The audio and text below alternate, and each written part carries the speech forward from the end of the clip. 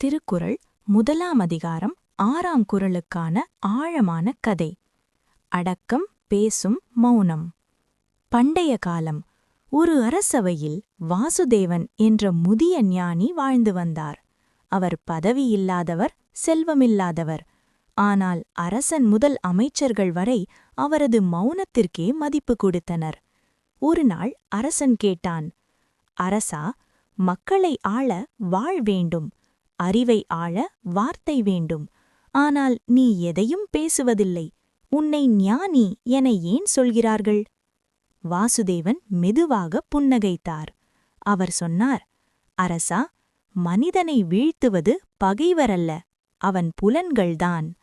அரசன் ஆச்சரியப்பட்டான்.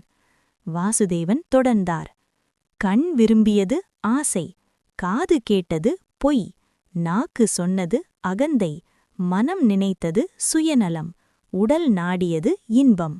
இவை 5ம் அரசனாய் அமர்ந்தால் மனிதன் அடிமையாய் மாறுவான். அரசன் கேட்டான், அப்படியானால் உயர்ந்த வழி எது?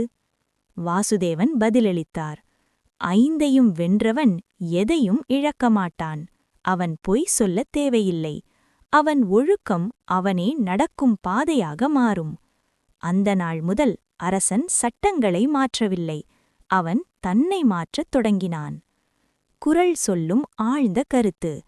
பொறி வாயில் 5வித்தான், பொய்தீர் ஒழுக்க நெறி நின்றார் நெறி. குறள் சொல்லும் ஆழ்ந்த கருத்து.